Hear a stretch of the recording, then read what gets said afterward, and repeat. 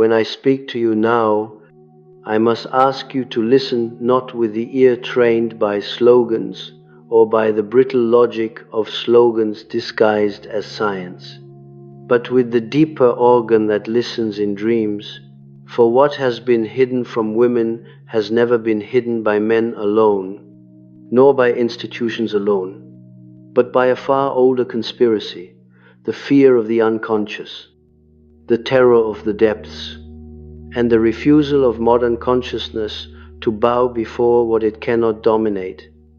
The female psyche, the female body, and the currents of energy that move through them have always stood closer to this depth than the masculine spirit of conquest and abstraction has been willing to admit.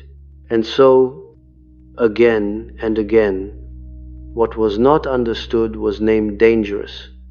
What could not be measured was called irrational, and what refused to be conquered was declared inferior. You see, the psyche is not an invention of the intellect, it is an ancient landscape, older than language, older than law. In this landscape, the feminine principle has never been merely a biological fact. It is an archetypal reality, a pattern of being that belongs to humanity as a whole, yet finds its most immediate embodiment in the female body and soul.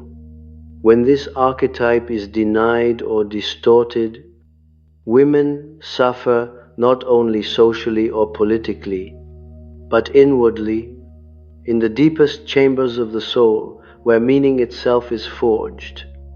Modern thought has tried to flatten woman into a function, reproductive, aesthetic, emotional, or economic.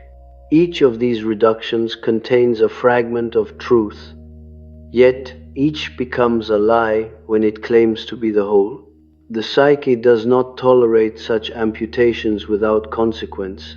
What is cut away does not disappear, it descends into the shadow, where it gathers power, resentment, and a peculiar intelligence of its own. Much of what you see today as confusion, exhaustion, or self-betrayal in women arises not from weakness, but from an overburdened unconscious forced to carry what consciousness refuses to honor. The female body itself is not merely an object in space, governed by mechanical laws. It is a living symbol, a vessel in which psychic energy circulates in rhythms that mirror the moon, the tides, and the great cycles of creation and decay. These rhythms were once understood intuitively.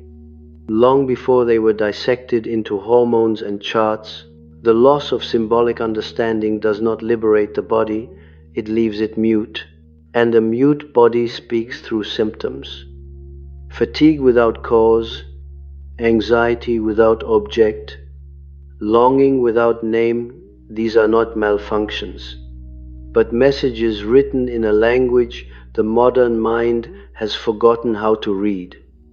In the dreams of women, one often encounters images of enclosed spaces, underground chambers, dark waters, animals that speak, or figures that demand attention without explanation.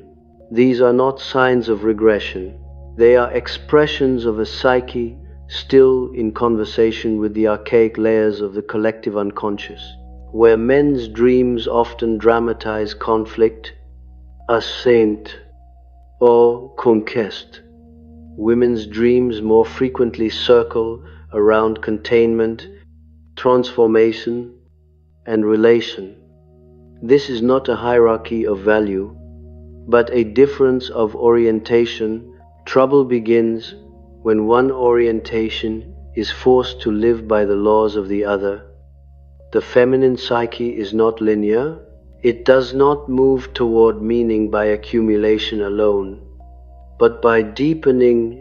To deepen means to descend, and descent frightens a culture obsessed with progress. Descent looks like stagnation to the eye that only knows how to climb. Yet all real renewal begins below the surface. Seeds do not sprout in the light, they break open in darkness. The psyche follows the same law. When a woman feels drawn inward, when she withdraws from the demands of productivity or performance, she is often accused by others or by herself of laziness, weakness, or escape. In truth, she may be obeying a necessity as ancient as life itself.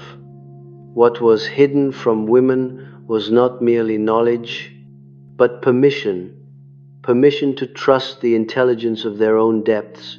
Instead, they were taught to measure themselves by external standards, many of which were born from a masculine psychology alien to their inner rhythms. The result is not empowerment, but alienation. A woman may succeed outwardly while feeling inwardly barren, as though something essential were left behind. This barrenness is not a personal failure, it is a symptom of a culture that rewards adaptation at the cost of individuation. Individuation, as I understand it, is not the triumph of the ego, but its relativization. It is the slow and often painful realization that the ego is not the master of the house. For women, this process frequently involves reclaiming what was split off in order to survive. Instinct, eros, receptivity, embodied knowing, these qualities were labeled dangerous precisely because they undermine systems built on control.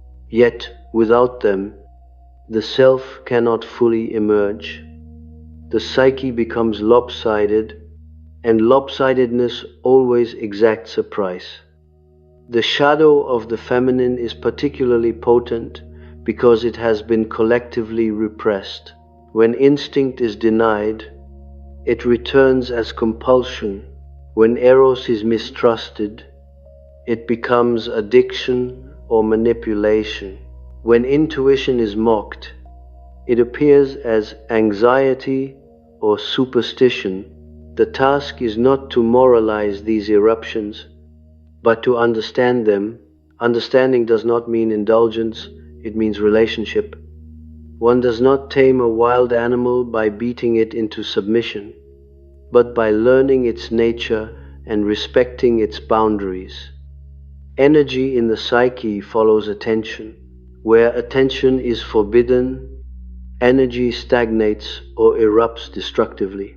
Many women carry immense psychic energy without conscious channels through which to express it. This energy then turns inward, generating depression, self-criticism, or a vague sense of wrongness that no external achievement can cure. The body, being closer to the unconscious than the intellect, often bears the burden. Pain, tension, and illness can become the body's way of insisting that something essential has been ignored. The ancient world understood that the feminine principle mediates between worlds, between conscious and unconscious, spirit and matter, life and death. This mediation is not passive. It is an active, creative tension. To mediate is to hold opposites without prematurely resolving them. Modern life abhors tension. It seeks quick answers, clear labels, and immediate relief. But the psyche grows through tension, not through its elimination. Women are often unconsciously enlisted to carry this tension for families, relationships, and even entire cultures. When this burden is not recognized or reciprocated, it becomes unbearable. To reclaim what was hidden is not to reverse history or to romanticize the past. It is to listen again to the symbolic language of the psyche. Symbols are not decorative, they are transformative. When a woman encounters an image that resonates deeply, whether in a dream, a myth, or a moment of inexplicable recognition, she is touching a layer of meaning that precedes personal biography. In such moments, something ancient looks through her eyes. This experience can be disorienting, even frightening, because it relativizes the personal ego, yet it is precisely here that the self announces its presence. The self is not an ideal image of perfection. It is a regulating center that includes both light and shadow, strength and vulnerability. For women, the path to the self often requires descending into what was forbidden, anger that was deemed unfeminine, desire that was labeled dangerous, solitude that was mistaken for abandonment. Each descent strips away a false adaptation and brings the psyche closer to its own lawfulness. If you listen carefully to the unrest in women today, you will hear not a demand for domination, but a cry for wholeness. Wholeness cannot be granted from outside. It must be grown from within, through a dialogue with the unconscious that is patient, courageous, and often lonely. The psyche does not hurry. It unfolds according to rhythms that no ideology can accelerate. What was hidden was never truly lost. It was buried, waiting, and what waits in the depths does not wither. It gathers strength.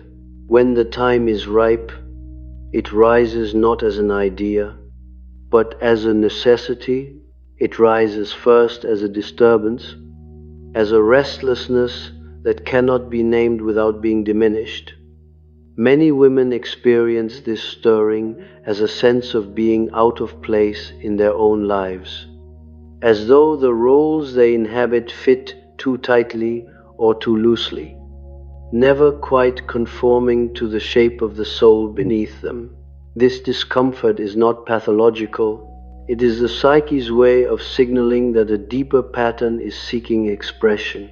The danger lies not in the disturbance itself, but in the attempt to silence it too quickly, to explain it away with diagnoses, distractions, or borrowed ideals.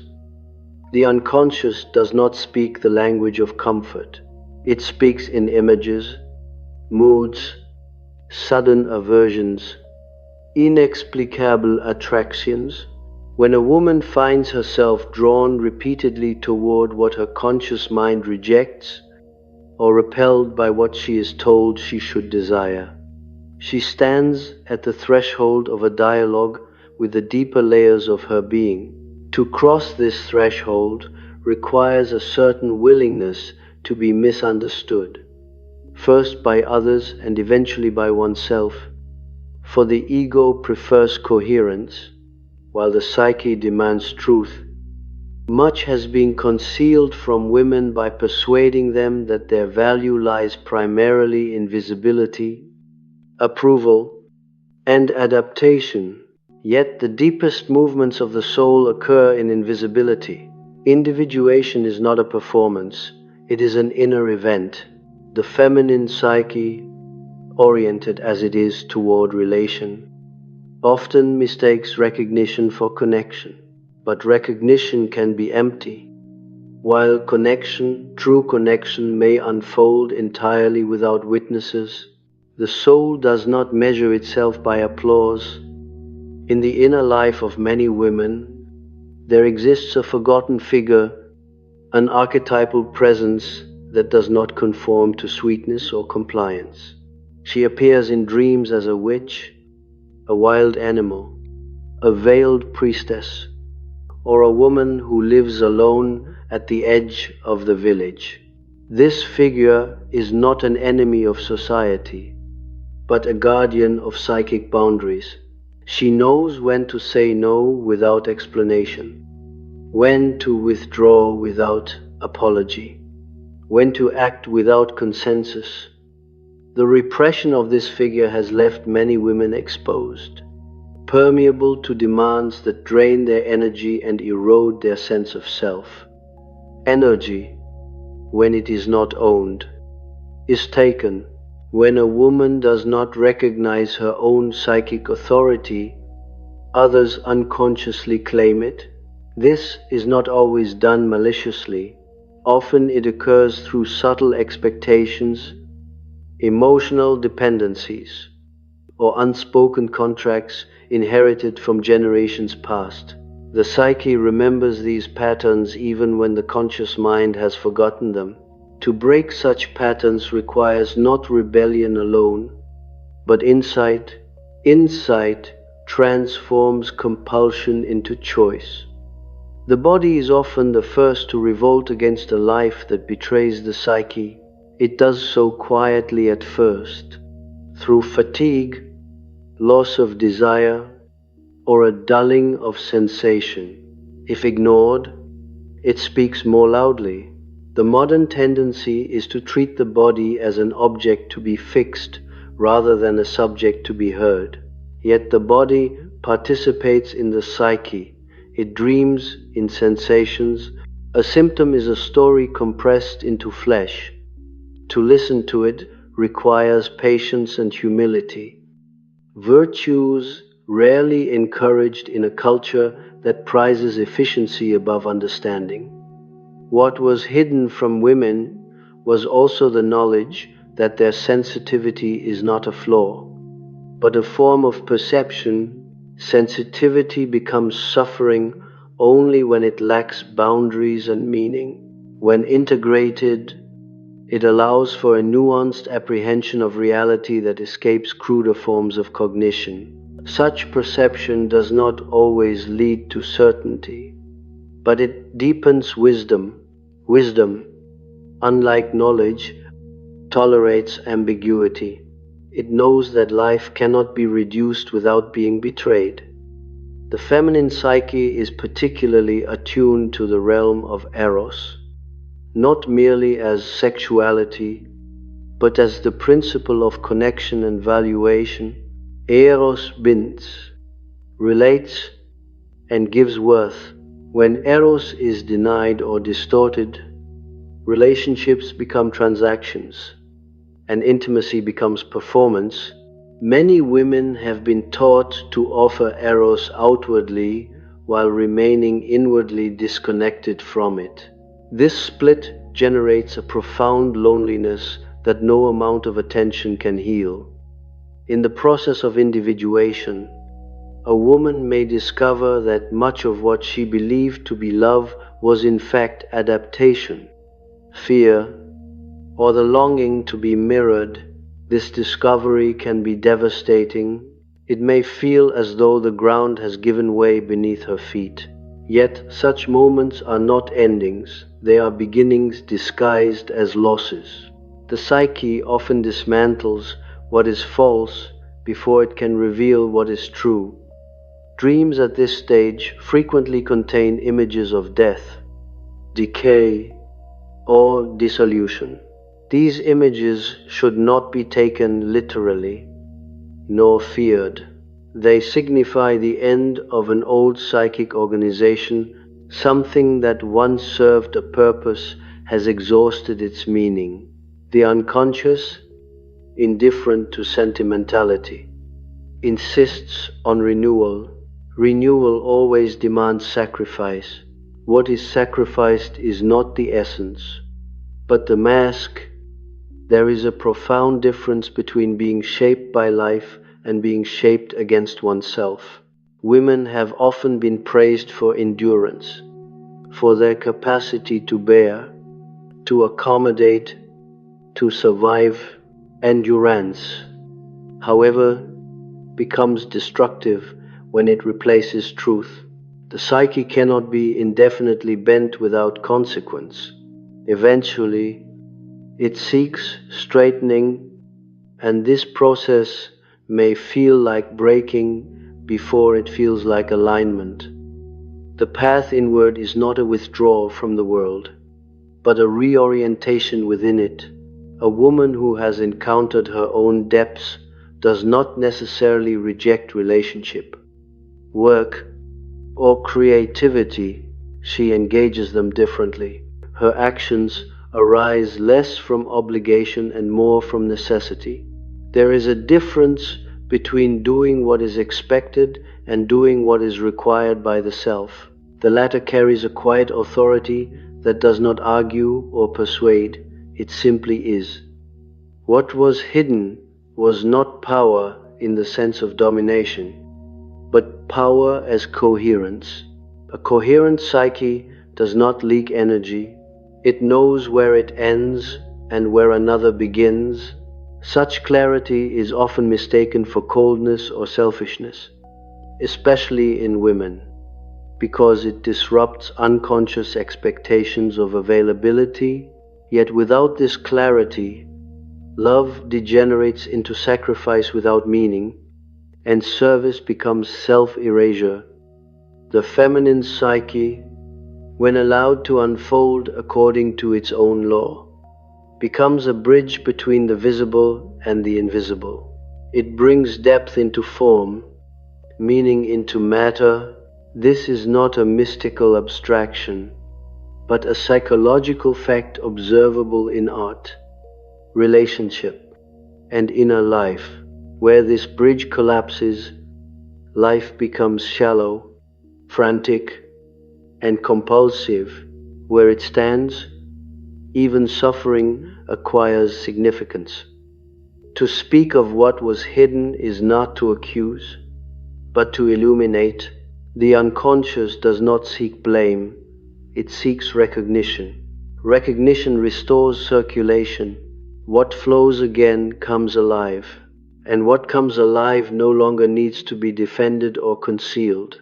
It simply takes its place within the greater pattern of the psyche, where nothing essential is ever truly lost, only awaiting the moment when it can be seen without fear.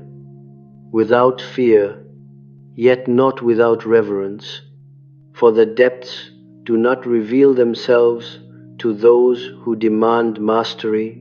They respond only to those who can endure uncertainty without collapsing into despair or false certainty. Many women, having been trained to doubt their own inner authority, approach these depths apologetically, as though trespassing on forbidden ground, yet the ground is theirs by psychic inheritance.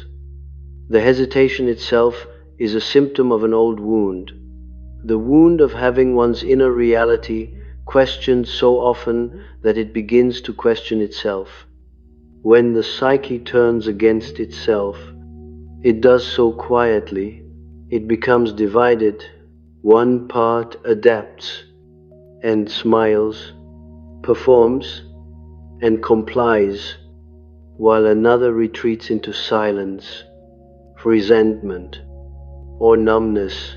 This division is not merely personal, it echoes a collective split carried across generations. Mothers transmit it to daughters not through words, but through attitudes, sacrifices made without joy, desires swallowed without mourning.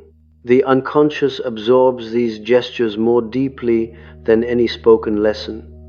Yet the psyche is not only a container of wounds, it is also a field of compensations. Where life has narrowed, the unconscious widens. Where consciousness has been impoverished, dreams grow rich. Many women encounter their truest impulses first, not in waking decisions, but in night images that refuse to be polite. A dream may present a woman who abandons her family, burns a house, walks naked through a forest, or confronts a terrifying figure with calm eyes. These images are not instructions to act outwardly, but revelations of inner truths long denied. They show what has been excluded in order to survive. The mistake of modern consciousness is to interpret such images morally instead of symbolically. The psyche does not speak in commandments, it speaks in necessity. To understand necessity is to ask not whether something is good or bad, but why it has appeared at this moment. The timing of the unconscious is never arbitrary. It responds to imbalances long before the ego is ready to acknowledge them. Many women feel guilt when they begin to listen inwardly, as though attention to the self were a betrayal of others. This guilt is one of the most effective guardians of the old order. Yet, guilt, when examined, often reveals itself not as conscience, but as conditioning. True conscience aligns with the self. It deepens integrity. Conditioned guilt enforces conformity. It erodes vitality. Distinguishing between the two is a crucial task in individuation, and one that cannot be delegated to external authority. The feminine psyche possesses a particular intimacy with the unconscious because it has historically been less identified with the ego's illusions of control. This intimacy is both a gift and a burden. Without conscious relationship, it leads to overwhelm, emotional flooding, or identification with moods that feel absolute and inescapable. With conscious relationship, it becomes a source of wisdom that does not need to shout to be heard. The difference lies not in the content of the psyche, but in the attitude toward it. To relate consciously to the unconscious does not mean to dissolve into it. It means to stand in dialogue. Dialogue requires two voices. When a woman begins to say inwardly, "I see you, but I am not you," a subtle shift occurs. The psyche no longer needs to erupt through symptoms. It can speak through symbols, insights, and creative acts. What was once oppressive becomes informative.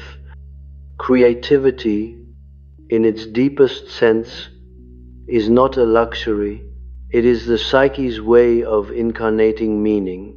Many women feel blocked creatively, not because they lack talent, but because their creative impulse carries truths that would disrupt their existing lives. To create is to reveal. To reveal is to risk. The psyche weighs these risks carefully. When the cost of revelation feels too high, creativity retreats into latency, awaiting safer conditions. These conditions are not always external. Often they are internal permissions that must be consciously granted. The female body participates intimately in this process. It registers psychic truth with remarkable precision. A tightening, a loosening, a warmth, a withdrawal, these are not random sensations. They are responses. The tragedy of modern life is not that the body speaks too much, but that it is not listened to. When the body is treated as an inconvenience or an enemy, it becomes one. When it is treated as a partner in meaning, it becomes a guide. What emerges through this partnership is not an idealized image of womanhood, but a differentiated individuality. Individuation does not produce sameness, it produces uniqueness. A woman who has entered into relationship with her own depths may appear quieter or fiercer, more reserved or more decisive, less accommodating yet more compassionate. These qualities do not follow a formula, they follow necessity. The psyche, when aligned, does not imitate, it originates. There is often a period in this process marked by solitude, not loneliness, which longs to be filled, but solitude, which is complete in itself. This solitude can be frightening in a culture that equates connection with constant interaction. Yet solitude is where the psyche reorganizes itself. It is where old identifications loosen and new orientations take shape. To pathologize this phase is to interrupt a natural process of renewal. What was hidden from women was not their strength, but the source of it. Strength does not arise from hardness, but from rootedness. A tree withstands storms not because it resists the wind, but because it is anchored deeply. The feminine psyche, when rooted in its own depths, does not need to justify itself. It stands, and in standing, it quietly alters the field around it. The world changes not only through revolutions of action, but through revolutions of being. When a woman no longer betrays her own inner truth, something ancient shifts. The unconscious registers this shift. Patterns begin to dissolve that once seemed immutable. This is how the hidden returns, not as spectacle, but as a reordering of what is possible. What becomes possible first is not certainty, but trust in an inner compass that does not always point toward comfort or approval. This trust grows slowly, like a muscle long unused. At first, it trembles under the smallest resistance. A woman may feel it as a quiet insistence that contradicts her habits, a refusal to agree where she once would have nodded, a need to pause where she once would have rushed forward. These moments appear insignificant, yet they mark a profound reorientation. The psyche is shifting its center of gravity. The old adaptations do not disappear without protest. They have kept the personality intact for years, sometimes decades. They know how to function, how to survive. When they are challenged, they generate anxiety, doubt, and the familiar voice that asks whether one is being unreasonable, selfish, or ungrateful. This voice often borrows the tones of parents, teachers, lovers, and authorities long gone. It is the echo of an external world that once defined reality. To hear this voice without obeying it is a decisive act of inner freedom. Freedom, however, is not the absence of limits. It is the alignment with an inner necessity that imposes its own discipline. The psyche that has tasted its own truth becomes intolerant of what is false, even when the false is convenient. This intolerance can feel cruel at first, especially for women trained to preserve harmony at all costs. Yet harmony purchased by self-erasure is a counterfeit. True harmony arises when inner and outer life are in dialogue rather than conflict.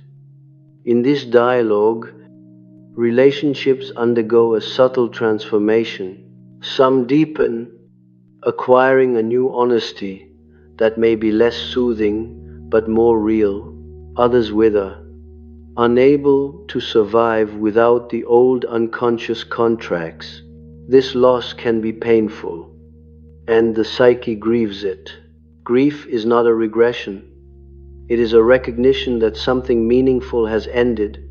To bypass grief is to remain bound to what no longer lives. The feminine psyche has often been asked to carry the unlived lives of others. When a woman begins to live her own, she may encounter resistance not only from the world, but from within. There is a loyalty to the past that resists change, a sense that becoming oneself is a betrayal of those who sacrificed. Yet the unconscious understands a deeper truth. Unlived life poisons what it touches. To live fully is not to dishonor the dead, but to redeem what could not be lived before. At certain moments in this process, a woman may feel as though she has lost her bearings entirely. Old meanings collapse, and new ones have not yet formed. This is a liminal state, one that ancient rites recognize but modern life neglects. In such states, the psyche is particularly vulnerable, but also particularly receptive. Symbols Arise unbidden, a line of poetry, and image. A recurring motif in dreams begins to orient the inner world. These symbols do not explain, they guide. They function as psychic landmarks in a terrain that cannot be mapped in advance.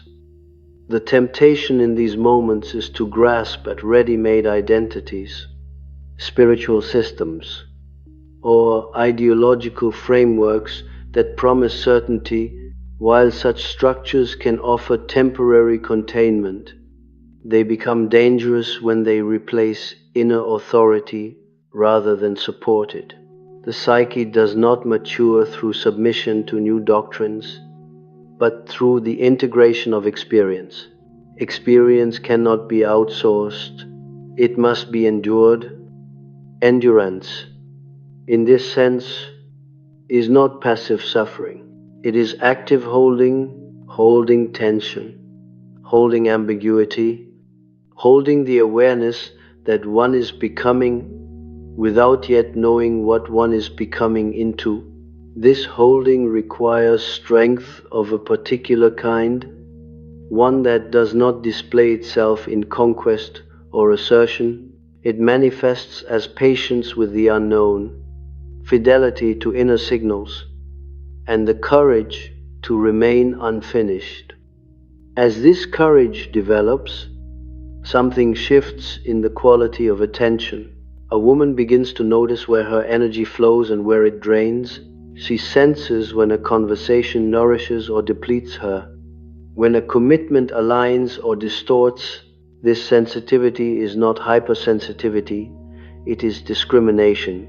Discrimination is a function of consciousness, refined through contact with the unconscious. It allows choice where once there was compulsion. Choice, when it arises from the self, carries weight. It is not impulsive, nor is it easily swayed. Such choices may appear small on the surface, yet they alter the trajectory of a life. To choose rest over explanation, silence over justification, depth over breadth, these are not retreats, but realignments. The psyche breathes more freely when it is no longer forced into constant reaction.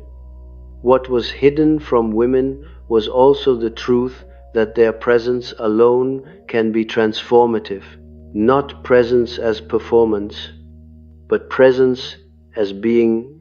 A woman who is inwardly aligned radiates a coherence that affects others without intention. This is not charisma in the theatrical sense. It is resonance. The unconscious of those around her recognizes something familiar, something long forgotten. Such recognition can evoke admiration, discomfort, or hostility. These reactions are not personal. They are responses to an image of wholeness that unsettles what is fragmented. To remain present in the face of such reactions requires detachment without withdrawal. The psyche learns to distinguish between what belongs to itself and what belongs to others. This distinction is the foundation of compassion. Without it, compassion collapses into fusion or sacrifice. With it, compassion becomes possible without self-loss. Over time, the inner dialogue between consciousness and the unconscious grows more fluid. Dreams become less catastrophic, more instructive. Moods pass without claiming total authority. The psyche no longer needs to shout. It has been heard. This does not mean that conflict disappears. It means that conflict is held within a larger context of meaning. Meaning is not something one invents. It emerges when life is lived in accordance with inner truth. For women, This truth often involves honoring cycles rather than denying them, valuing depth over speed, and allowing identity to remain porous rather than fixed. Such values run counter to many modern ideals.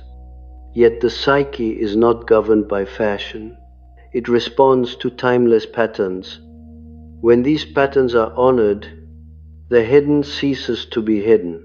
It becomes integrated.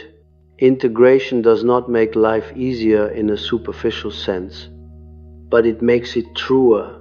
And truth, once lived, exerts a quiet gravity. It draws what belongs and repels what does not, without effort or argument. In this way, the feminine psyche, reclaimed and rooted, becomes not an object to be defined, but a living center of meaning, participating fully in the ongoing work of becoming human.